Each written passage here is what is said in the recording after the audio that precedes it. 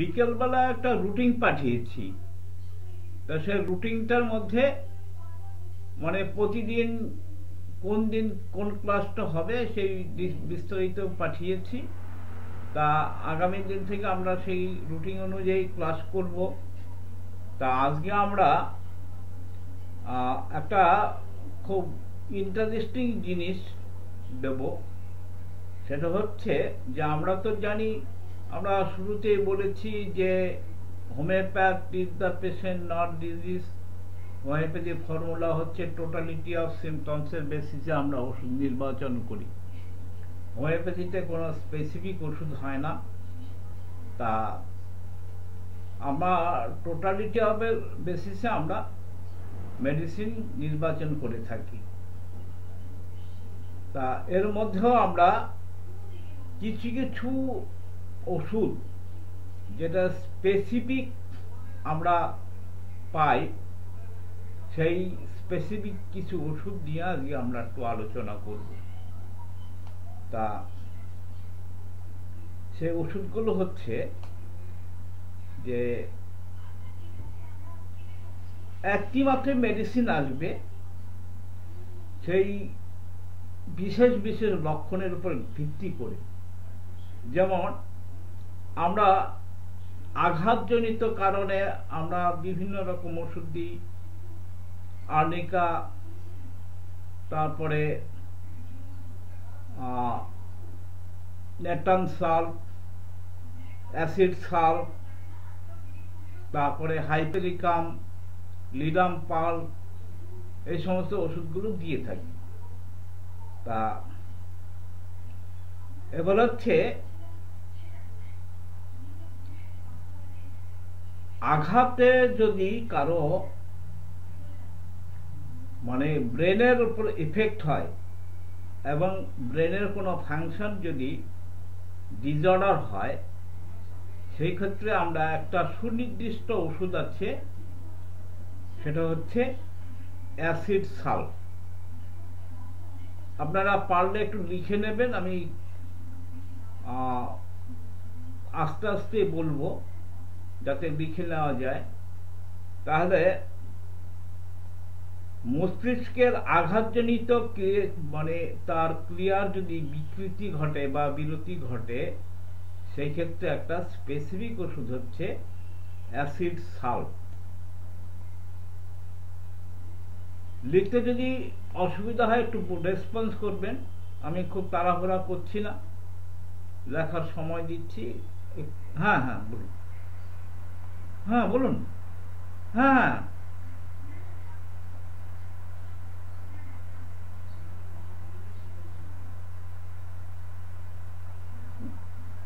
হ্যাঁ হ্যাঁ আছে, কিন্তু এখানে আমি ওটা যাব, পরে যাচ্ছি। এবার বিষয়টা হচ্ছে এখানে যেটা বলা হয়েছে যে মাথায় আঘাত লাগার ফলে তার যদি ব্রেনের ফাংশনটা যদি নষ্ট হয়, তাহলে হচ্ছে অ্যাসিড সাল্ফ। আবার নেটান সাল্ফও আসবে। হ্যাঁ, মানে পুরাতন পীড়া, মস্তিষ্কে আঘাত লাগার ফলে যদি ডিটেন হয়, একটু দেরি হয়, বিলম্বে যে লক্ষণগুলো আসে, যেমন পাগল হয়ে গেল বা অন্য কিছু মনে থাকছে না, এরকম কোনো লক্ষণ যখন আসবে তখন হচ্ছে নেটান সাল্ফ। আমি সেটা ক্লিয়ার করে দেবো। হ্যাঁ, আচ্ছা লেখার দরকার নেই লেখার, আমি কালকে হোয়াটসঅ্যাপে পাঠিয়ে দেবো। হ্যাঁ, লেখার দরকার নেই, আপনারা একটু মনোযোগ দিয়ে শুনুন। তাহলে মাথায় পড়ে যাওয়ার ফলে, মাথায় যদি আঘাত লাগার ফলে যে মস্তিষ্কের যে ক্রিয়ার যদি বিরতি ঘটে, সেই ক্ষেত্রে হচ্ছে অ্যাসিড সাল্ফ। আর শরীরের সমস্ত পেশিতে বা চামড়ায় যদি এরকম একটা অনুভূতি হয় যেন কেউ মেরেছে, এরকম, এবং স্পর্শ কোনো রকম টাচ সহ্য হয় না, মানে সেন্সিটিভ হয়, সেই ক্ষেত্রে হচ্ছে ব্যাডিওগা। আবার মস্তিষ্কে যদি পুরাতন আঘাত লাগার ফলে পুরাতন পীড়া যদি হয়, সেই ক্ষেত্রে হচ্ছে নেট্রাম সাল্ট, সেক্ষেত্রে হচ্ছে নেট্রাম সাল্ট। এবার হচ্ছে পড়ে যাওয়ার ফলে আমাদের যে ভাটি বা কলম, মেরুদণ্ডের যদি কোনো আঘাত হয়, মেরুদণ্ড আপনারা জানেন যে আমাদের ভাটি বা কলমের মধ্যে অসংখ্য নার্ভ আছে, হ্যাঁ, নার্ভাস সিস্টেম, যে নার্ভগুলো, সেই নার্ভগুলো ভাটি বা কলমের মধ্যে দিয়ে প্রবাহিত হয়। তা সেখানে মেরুদণ্ডে কোনো আঘাত লাগার ফলে, বিশেষ করে মেরুদণ্ড অর্থাৎ যে আমাদের শিরদাঁড়া, সেই শিরদাঁড়া যদি কোনো আঘাত লাগে, সেক্ষেত্রে হবে টার্নেরা। টার্নেরা একটা সেক্সুয়াল মেডিসিন, যেখানে ইম্পরেন্সিক আছে, কিন্তু এই মেরুদণ্ডে যদি আঘাত লাগার ফলে কোনো রোগের উৎপত্তি হয়, সেই ক্ষেত্রে কিন্তু টার্নেরা। আবার আমরা জানি আঘাতের একটা কমন মেডিসিন হচ্ছে আর্নিকা, কিন্তু এছাড়া আঘাতের ফলে যদি গায়ে ব্যথা হয়, সেই ক্ষেত্রে হচ্ছে অর্জুন। সেক্ষেত্রে আমরা অর্জুন ব্যবহার করব। কোনো অস্ত্র দিয়ে যদি আঘাত লাগে, সেখানে যদি খুব যন্ত্রণা হয়, সেই ক্ষেত্রে হবে হাইপেরিকাম। সেক্ষেত্রে হবে হাইপেরিকাম।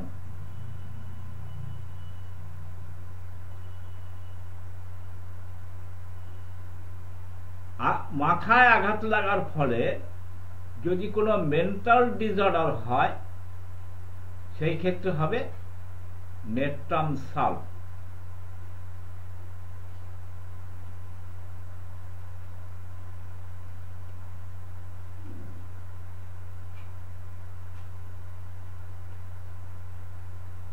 পেটে আঘাত লাগার ফলে যদি কোনো হিস্টেরিয়া হয়, সেই ক্ষেত্রে স্পেসিফিক ওষুধ হচ্ছে প্যালাডিয়াম।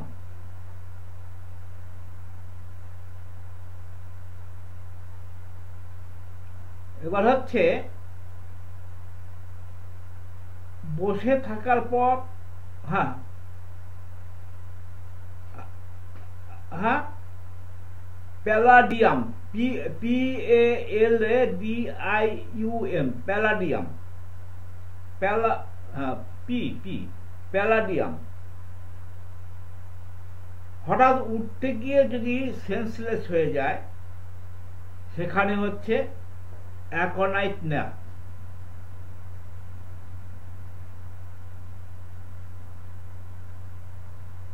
এবার ব্যথা, আঘাতজনিত কারণে যদি ব্যথা হয়, সেই ব্যথার সময় যদি ঘাম হয়, তাহলে ব্যথাটা কম থাকে, ঘাম বন্ধ হলে ব্যথাটা ফিরে আসে। খুব একটা ইন্টারেস্টিং সিমটম। সেক্ষেত্রে হচ্ছে আর্সেনিক অ্যালবাম। আবার রিপিট করছি, আঘাতজনিত কারণে যদি ব্যথা হয়, সেই সময় যদি ঘাম হয়, ঘাম দিলে ব্যথাটা কমে যায়, আর ঘাম বন্ধ হলে ব্যথাটা বেড়ে যায়। সেক্ষেত্রে হচ্ছে আর্সেনিক অ্যালবাম।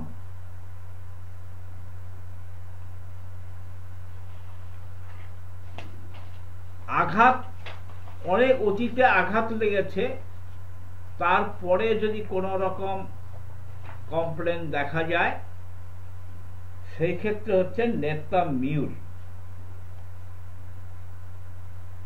আঘাতজনিত সর্বদা আঘাতের ফলে সবসময় একটা তন্দ্রা তন্দ্রা ভাব, ড্রাজিনেস, ঘুম ঘুম ভাব, সেক্ষেত্রে হবে নাক্স মস্কেটা। নাক্স মস্কেটা।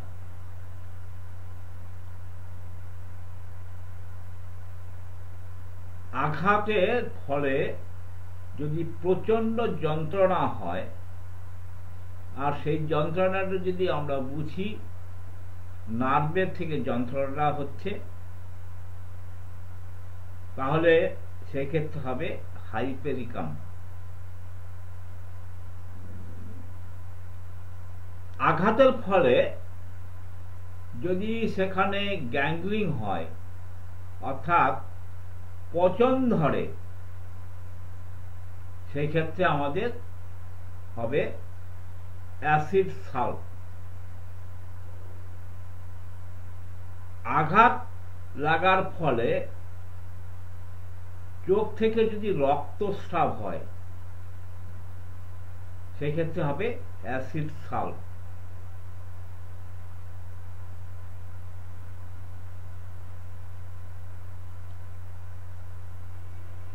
আঘাতের ফলে যদি নীল রং বা কালশিটের দাগ পড়ে, সেই ক্ষেত্রে হবে অ্যাসিড সাল্ট। ভোঁতা অস্ত্র দিয়ে আঘাত লাগলে, অর্থাৎ যদি থেতলে যায়, সেখানেও অ্যাসিড সাল্ট।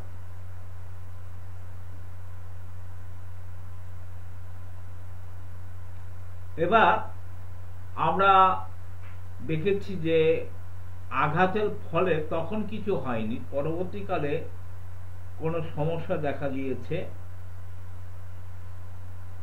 সেই ক্ষেত্রে হচ্ছে কার্বোভেজ। অনেক দিন আগে কোনো আঘাত লেগেছিল, তখন কিছু হয়নি, সে আঘাতের জন্য তার কোনো রোগ হয়েছে, সেক্ষেত্রে হবে কার্বোভেজ। আমরা আগেও বলেছিলাম যে মেরুদণ্ডে যদি কোনো আঘাত লাগে তাহলে টার্নেডা হবে, অর্থাৎ যদি আমরা অনেক সময় স্লিপ কেটে পড়ে যাই, পড়ে গিয়ে মেরুদণ্ডে যদি কোনো আঘাত লাগে, সেক্ষেত্রে আমরা টার্নেডার কথা চিন্তা করব।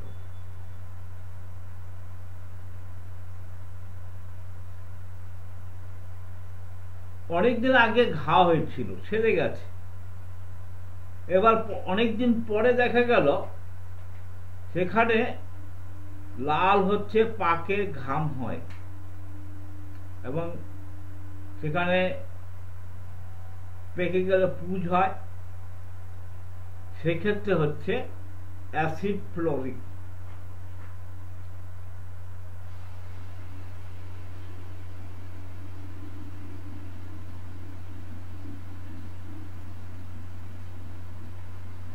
কার্বাঙ্কল হয়, কার্বাঙ্কলের জন্য যদি রক্ত দূষিত হয়, সেক্ষেত্রে হচ্ছে আর্সেনিক অ্যালবাম।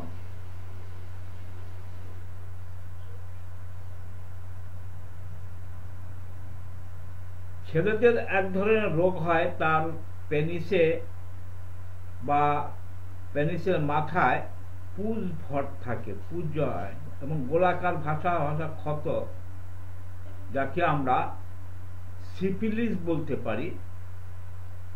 সেই ক্ষেত্রে হচ্ছে আর্সেনিক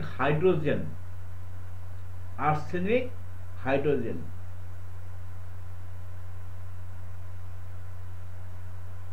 ঘোড়ার খুরের আঘাতের ফলে যদি কোনো রোগ হয়, সেখানে হচ্ছে বালিয়ার আঘাত। আপনারা জানেন বেডসুর বলে একটা কথা আছে, কোনো মানুষ যদি খুব অসুস্থ থাকে, তাহলে একভাবে শুয়ে থাকার ফলে তার ব্লাড সার্কুলেশন ঠিকমতো হয় না বলে সেখানে একটা ক্ষত হয়, ঘা, তাকে আমরা বেডসোর বলি। তা সেই বেডসোরের ক্ষেত্রে একটা স্পেসিফিক ওষুধ হচ্ছে ব্যালসামাম পেরু। হাজা বা পাকি রোগে আমরা স্পেসিফিক হিসাবে ঠিক সেম ওষুধ ব্যালসামাম পেরু দিতে পারি। বেডসোরে আরেকটি ওষুধ হচ্ছে ব্যাপটিসিয়া। বেডসোরে আরেকটি মেডিসিন হচ্ছে ব্যাপটিসিয়া।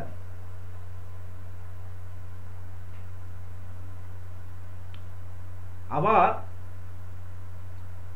ঘামে অত্যন্ত দুর্গন্ধ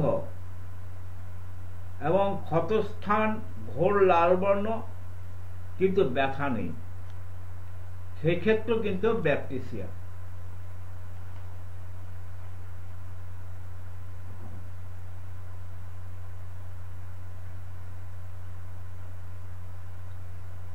মুখের মধ্যে এবং গণ্ডদেশে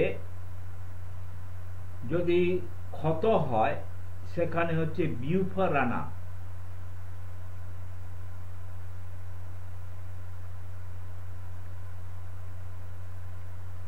ক্ষত সাদা এবং শ্লেষার মতো যদি স্রাব থাকে, সেখানে হচ্ছে সিনাবেলিস।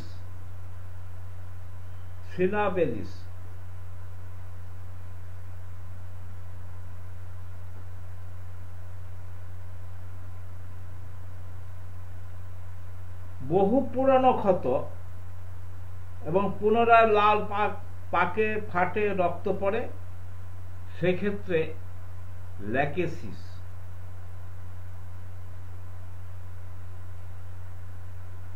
সামান্য আঘাত লাগলেই পাকে পুজ হয়, আমরা সেক্ষেত্রে যেটা জানি হিপারসাল। আরেকটা মেডিসিন আছে, তার নাম হচ্ছে প্যাট্রোলিয়াম।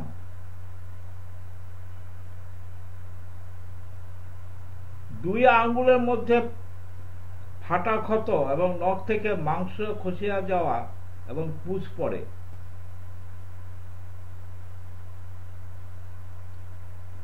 সেক্ষেত্রে হচ্ছে ইগুনিয়া। একদম নিউবর্ন বেবি, তাদের নাভিতে একটা ক্ষত হয়, সেক্ষেত্রে অ্যাপিসমেল আর হচ্ছে অ্যাব্রোমেটম। পায়ের তলায় গোড়ালির নিচে ঘা, সেক্ষেত্রে হচ্ছে আর্সেনিক অ্যালবাম।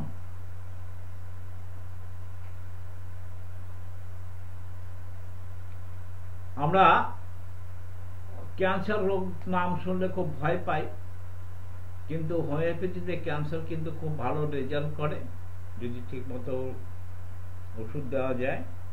তা ক্যান্সার রোগে ক্ষত যখন হয়, তা ক্ষত হওয়ার আগের অবস্থায় আমরা হাইড্রাস্টিস ব্যবহার করতে পারি। পায়ের তলায় ঘা হলে লেমিয়ান,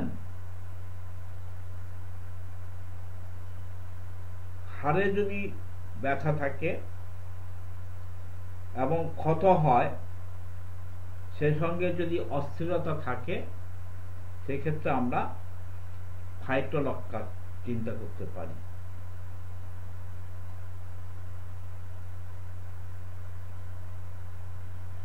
মাথায় চুলের জটা বাঁধে এবং ব্লিডিং আলসার যদি থাকে,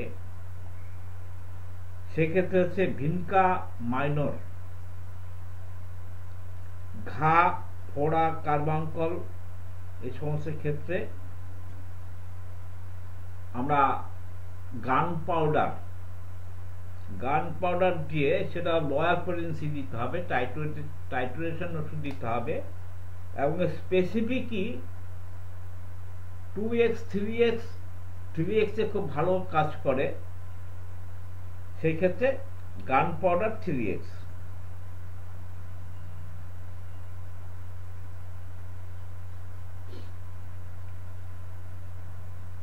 আমরা পাকস্থলীতে অনেক সময় দেখে ডিউডিনাল আলসার হয়, গ্যাস্ট্রিক আলসার হয়। তা পাকস্থলী ক্ষতের ক্ষেত্রে জেরেনিয়াম,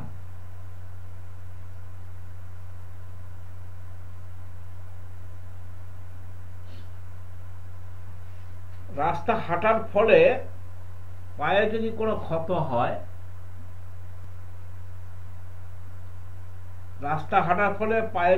ক্ষত হয়, সেই ক্ষেত্রে আমরা লাইকোপোডিয়ামের কথা চিন্তা করতে পারি।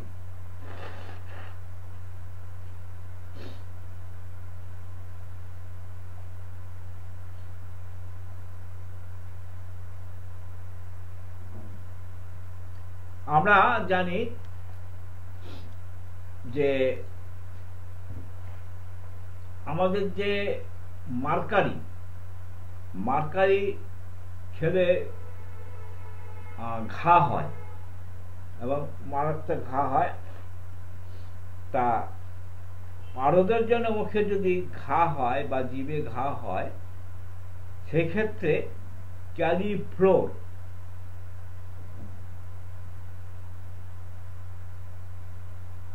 যে মায়েরা বাচ্চাদের দুধ দেয়, অর্থাৎ সদ্য প্রসব করার পরে, তা সেক্ষেত্রে তাদের যদি মুখে ঘা হয়, যে মায়েদের সদ্য বাচ্চা হয়েছে এবং বাচ্চারা দুধ খায়, তাদের যদি মুখে ঘা হয়, সেক্ষেত্রে হচ্ছে ক্যালিফ্লোর।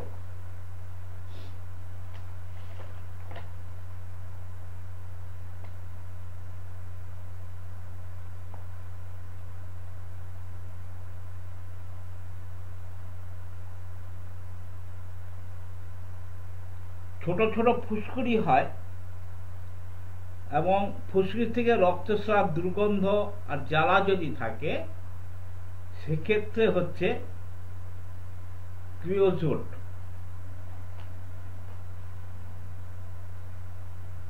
পোড়া ক্ষত বা ক্ষতকর দাগ মেটানোর জন্য আমরা বার্ন, অর্থাৎ আগুনে পুড়ে যাওয়ার পরে ফোস্কা পড়ে বা ঘা হয়ে যায়, সেক্ষেত্রে আমাদের যে হোমিওপ্যাথি মেডিসিন সেটা হচ্ছে ক্যান্থারিস। আর ক্যান্থারিসের পরে আমরা দেব গ্রাফাইটিস এবং তারপরে দেব পেট্রোলিয়াম। তাহলে পোড়া ক্ষততে আমাদের 3টে ওষুধ ব্যবহার করতে পারি। একটা হচ্ছে ক্যান্থারিস, একটা হচ্ছে গ্রাফাইটিস, আর হচ্ছে পেট্রোলিয়াম।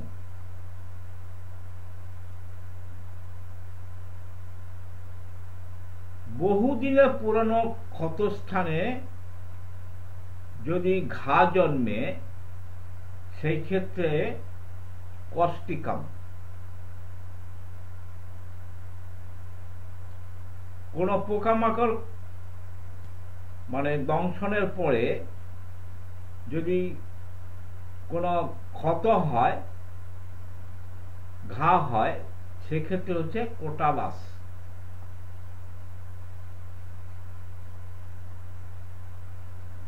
আবার পাশাপাশি বহুদিনের পুরাতন ক্ষত যদি পাকে, আবার নতুন করে পেকে যায়, সেই ক্ষেত্রে হচ্ছে কোটালাস।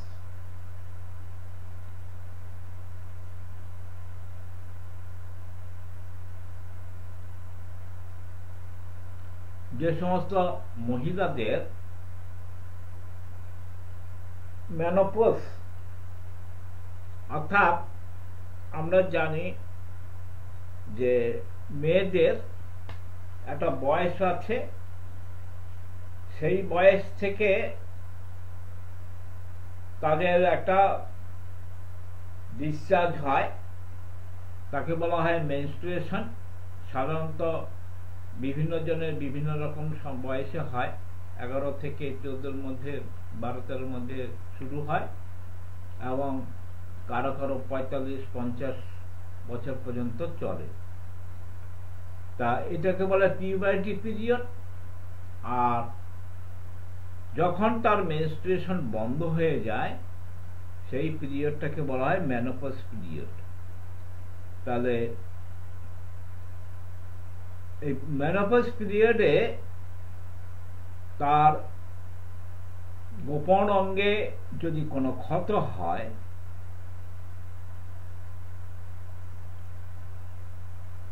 সেই ক্ষেত্রে যে মেডিসিনটা আসতে পারে তার নাম হচ্ছে পলিগোনাস প্যানক্রিয়াটাম। ক্ষতের উপরে কেউ যদি লবণ ছেড়ে দেওয়া আছে এরকম মনে হয়, কোনো ক্ষত মনে হচ্ছে তার উপরে লবণ ছিটিয়ে দিয়েছে, এরকম মনে হলে, অনুভূতি হলে,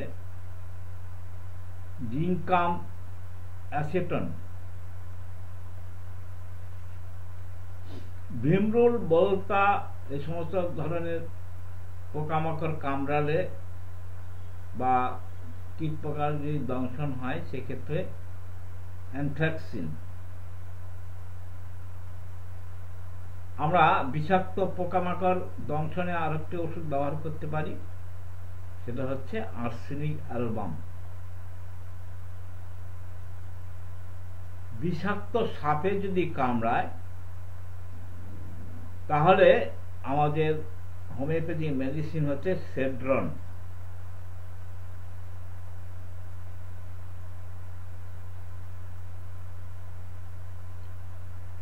মৌমাছি কামড়ালে ভায়োলা ওডোরোটা। আমরা সাপে কামড়ের ব্যাপারে সেড্রন বলেছিলাম। সাপের কামড়ের ক্ষেত্রে আরেকটি ওষুধ হচ্ছে লিউকাস অ্যাসপেরা। এগুলো মাদার টিনচার সাধারণত ব্যবহার করা হয়। কুকুর কামড়ানোর পরে যদি পাগলা কুকুর কামড়ায় তাহলে আমরা যে রোগটা হয় তার নাম হচ্ছে জলাতঙ্ক। তো এই জলাতঙ্ক রোগটাকে ইংরেজিতে বলা হয় হাইড্রোফোবিয়া।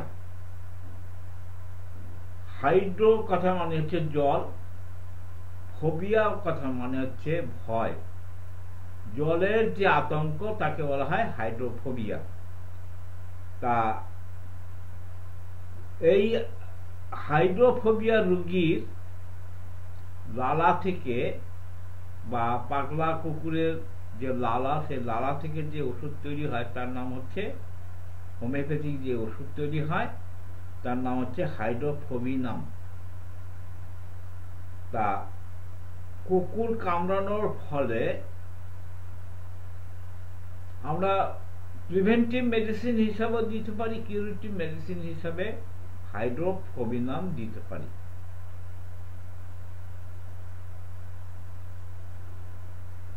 আমরা পোকামাকড়ের দংশনে আরো ওষুধ বলেছিলাম। আরেকটি ওষুধ আছে পোকামাকড় কামড় দংশনের, আরেকটি ওষুধ হচ্ছে অ্যান্টিমক্রুড।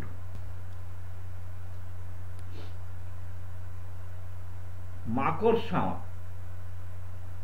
পোকামাকড় বিভিন্ন রকম আছে, তার মধ্যে মাকড়সার একটা স্পেসিফিক বিষয় হচ্ছে মাকড়সা যদি কামড়ায় সেই ক্ষেত্রে আমরা, বিশেষ করে মাকড়সা যদি কামড়ায় সেক্ষেত্রে আমরা লিডাম ব্যবহার করতে পারি।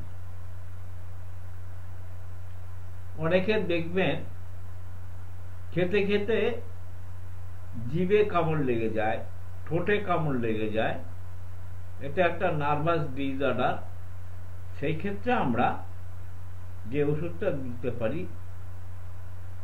অ্যাসিড বেনজেনিক।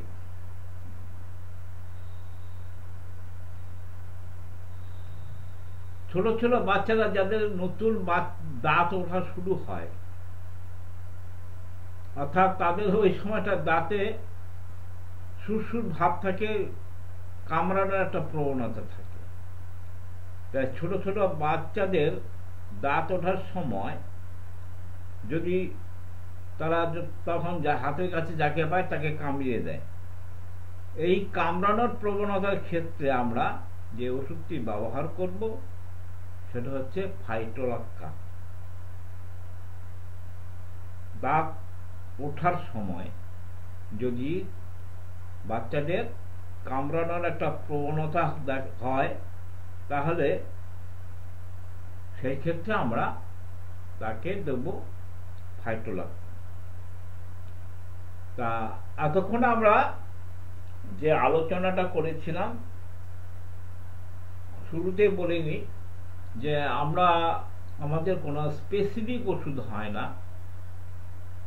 এবার হচ্ছে এই যে লক্ষণগুলো বলা হলো, এই লক্ষণগুলো আমাদের ওষুধ নির্বাচনের ক্ষেত্রে সহায়ক হবে। আমরা টোটালিটি অফ সিমটমস তো দেখব, তা দেখার সময় আমরা এই ধরনের লক্ষণগুলো আমাদেরকে খানিকটা গাইড করবে। শুধু একটা লক্ষণের উপরে বেস করে ওষুধ দিলে কিন্তু হবে না। কিন্তু তা আমরা এটা আমাদেরকে করবে, গাইড করবে।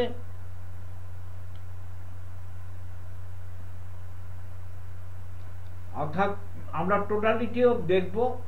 আমরা আগের দিন ক্লাসে বলেছিলাম যে অ্যাকুট রোগীর চিকিৎসার ক্ষেত্রে আমরা 5টা পয়েন্ট অবজার্ভ করব, তার অ্যানালিসিস করব, আর ক্রনিক কেসের ক্ষেত্রে 12টা পয়েন্ট অ্যানালিসিস করব। সেইভাবে আমাদের ওষুধ সিলেকশন করতে হবে। তা আমরা যে কতগুলি সুনির্দিষ্ট লক্ষণের উপরে ভিত্তি করে কিছু কিছু স্পেসিফিক ওষুধ বললাম, আমরা আরেকটু আলোচনা করতে পারি। সেটা হচ্ছে এতক্ষণ আমরা আঘাতের উপরে বিশেষ করে ওষুধগুলো বলেছিলাম। এবার আমরা বলবো কিছু কিছু স্পেসিফিক মানসিক লক্ষণের উপরে কিছু ওষুধ বলবো। তা কিছু কিছু মানসিক লক্ষণ,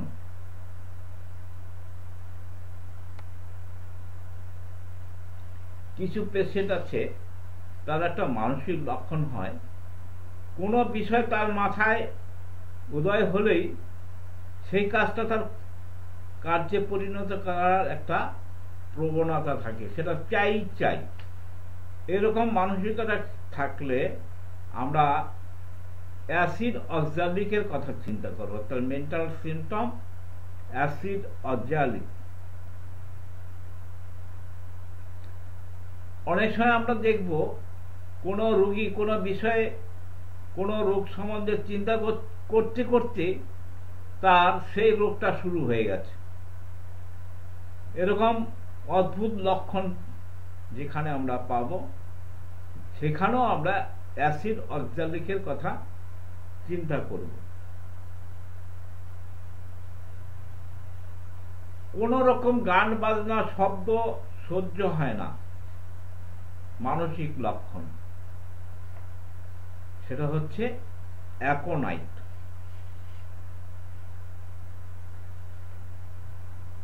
ছুরি কাঁচি এ সমস্ত অস্ত্রপাতি দেখলে তার সুইসাইড করার একটা প্রবণতা আছে, সেক্ষেত্রে অ্যালুমিনা।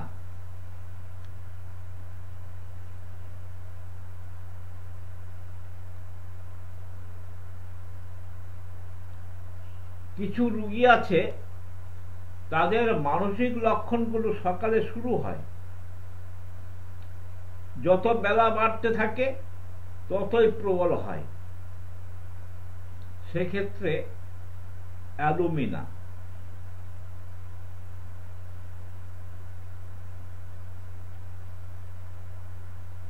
কিছু রোগীর মানসিক অবস্থা থাকে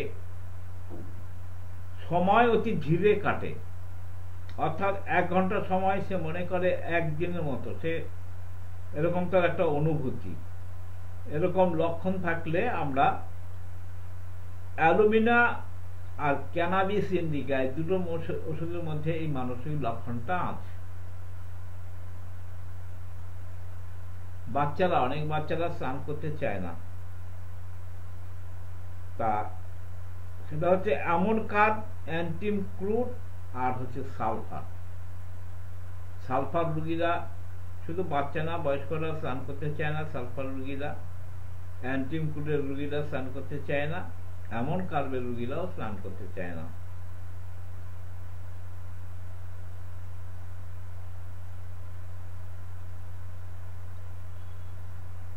কিছু মেন্টাল সিমটম, এই মেন্টাল সিমটমস নিয়ে আমরা আলোচনা করছি এই জন্য যে আমাদের ওষুধ নির্বাচনের ক্ষেত্রে, বিশেষ করে ক্রনিক রোগীর ডিজিজের ক্ষেত্রে মেন্টাল সিমটমস হচ্ছে খুব সহায়ক লক্ষণ।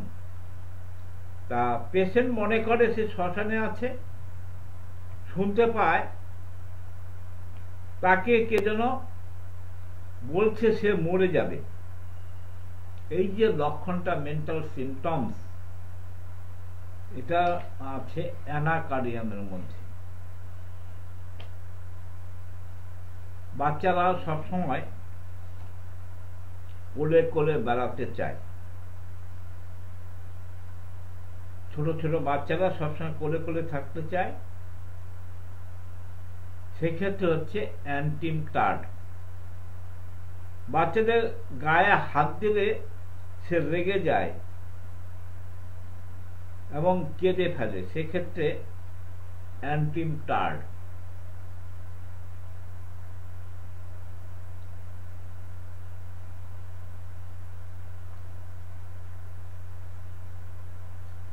বাচ্চাদের চিকিৎসা করার সময় ডাক্তারবাবুরা যদি তার পালস বা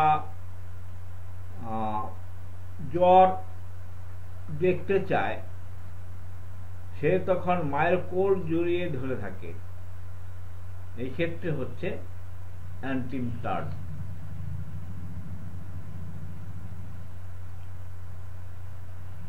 অনেকে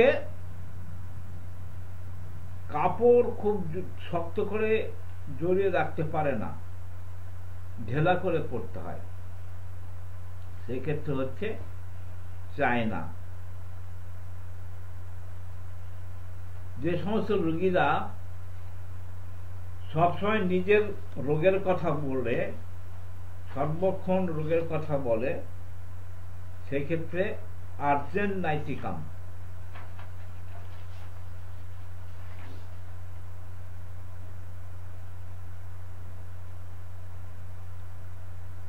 এমন কিছু রোগী আছে, ধরুন ডাক্তারের কাছে এলো, সে নিজের ডাক্তারের কাছে কোনো কথা বলতে পারে না,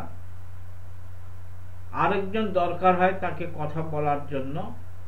এরকম মানসিক লক্ষণ থাকলে আমরা আর্জেন্ট নাইটিকামের কথা চিন্তা করব।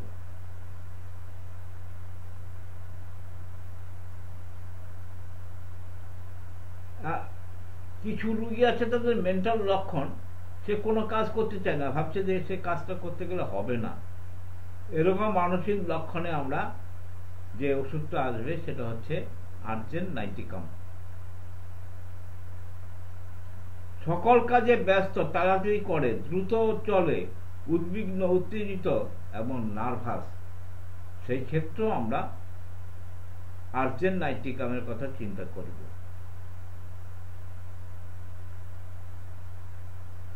আমরা আগে যে সমস্ত পেন পিকচার বা কম্পারেটিভ মেডিকেল আলোচনা করেছিলাম, সেখানে আমরা দেখেছি কিছু ওষুধ আছে রোগী তার কবে মরবে বলে সে একটা দিনক্ষণ বলে দেয়। অনেক ওষুধ আছে, তার মধ্যে আরেকটি হচ্ছে আর্জেন্ট নাইটিকাম।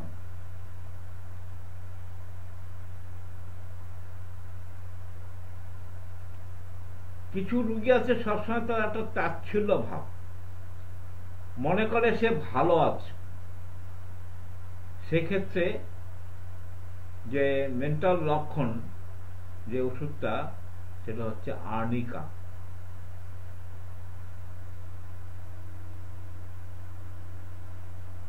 আমরা মানসিক লক্ষণ উত্তেজিত ভাব, রেগে থাকে, এরকম অনেক ওষুধ আছে, ক্যামোমিলা আছে, অনেক ওষুধ আছে। তা সহজে রেগে যায়, উত্তেজিত হয়, এরকম হচ্ছে ক্যামোমিলা, অ্যান্টিম ক্রুড।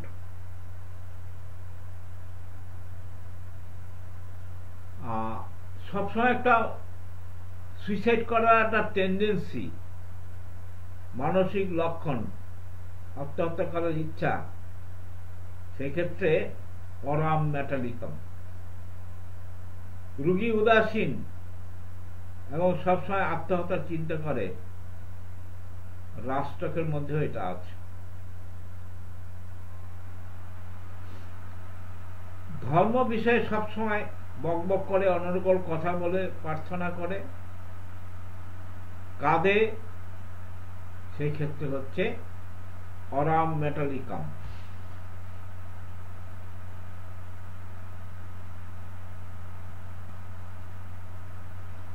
কিছু রোগী আছে তারা অনবরত প্রশ্ন করতে থাকে, কিন্তু উত্তর শোনার মতো অবকাশ থাকে না।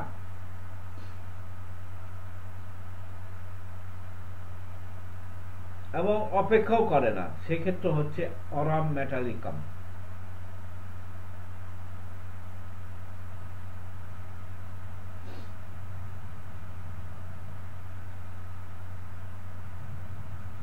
অনেক মহিলাদের বাচ্চা কাচ্চা হয় না, বিভিন্ন কারণে হতে পারে না, তার জন্য সবসময় চিন্তা করে, এবং তার ফলে যে যদি হিস্টেরিয়া হয় সেক্ষেত্রে আমরা অরাম মেটালিকামের কথা চিন্তা করব।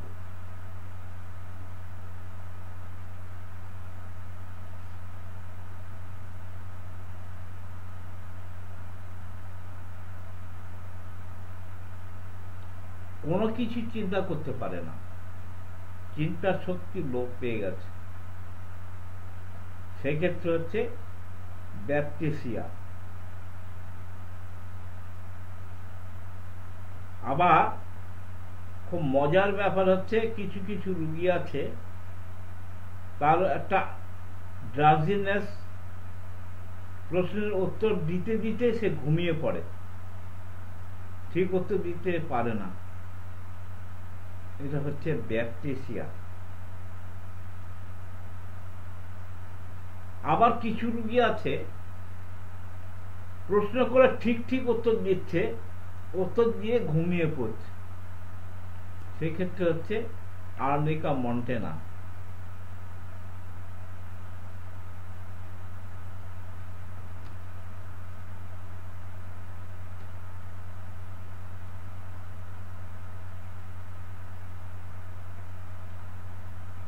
অনেক রুগী আছে তারা ওষুধ খেতে চায় না, তারা জোর করে ওষুধ খাওয়াতে হয়, সেক্ষেত্রে হচ্ছে বেলেডোনা।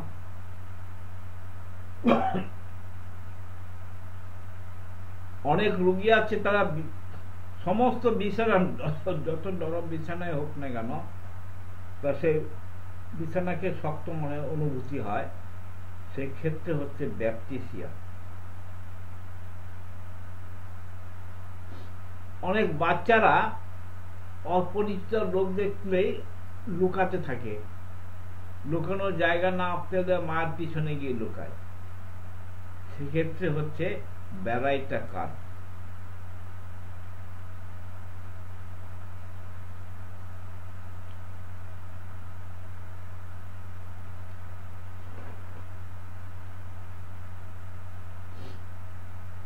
সামান্য কারণে বাচ্চাদের মতো চিৎকার করে কান্নাকাটি করে,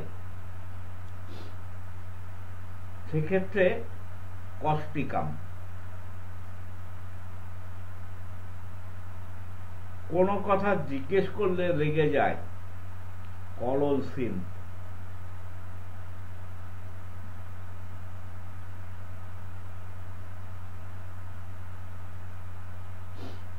অনেকে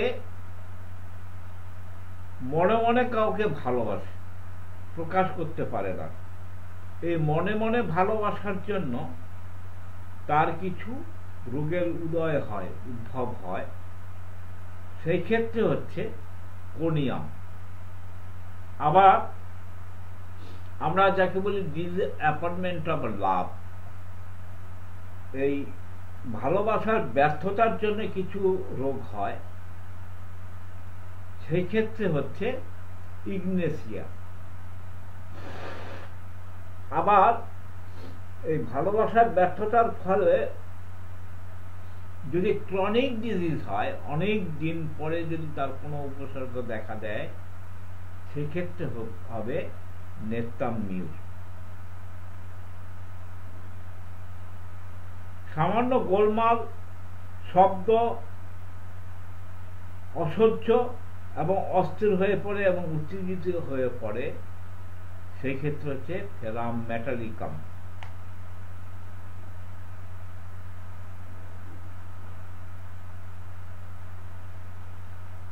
কিছু রোগী আছে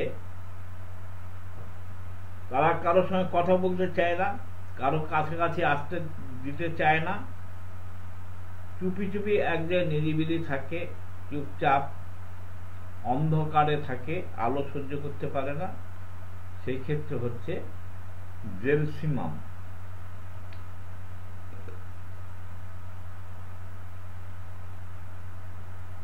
আবার সেই সমস্ত রোগীদের যদি কেউ গায়ে হাত দেয় তাহলে রেগে যায়, বিরক্ত হয়, সেই ক্ষেত্রেও হচ্ছে জেল শ্রম।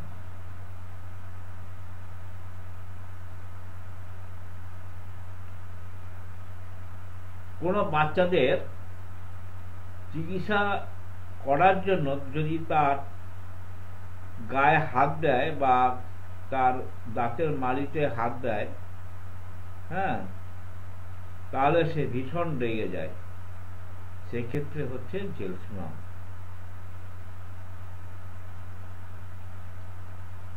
আমরা গান বাজনা সবাই ভালোবাসি, অনেক রুগী আছে গান বাজনা হলে তার কান্না পায়, তা সেক্ষেত্রে হচ্ছে গ্রাফাইটিস।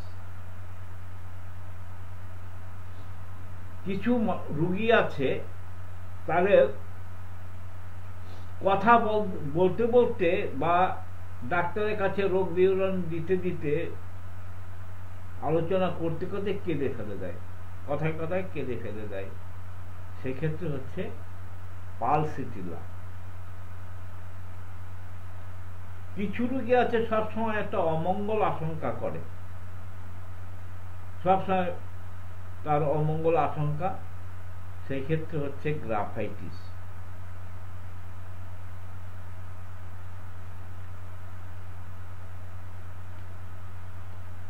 কিছু পেশেন্ট আছে তারা যে সমস্ত কথা বলে তার কোনো অর্থ হয় না, কোনো মিনিং হয় না, এবং অকারণে জোরে জোরে হাসে,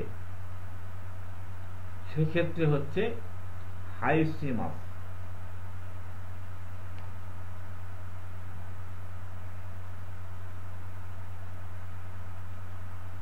আপনারা লক্ষ্য করবেন যে এক শ্রেণীর মানুষ আছে তারা মানে উলঙ্গ হয়ে অঙ্গভঙ্গি করে, তার উলঙ্গ ভাবটা লোককে দেখাতে ভালোবাসে, বা অশ্লীল গান বাজনা করে, অশ্লীল অশ্রাব্য ভাষায় গালাগালি করে। এটা এই সমস্ত মানসিক লক্ষণ যেখানে পাবো আমরা হাইস্টিমাসের কথা চিন্তা করি।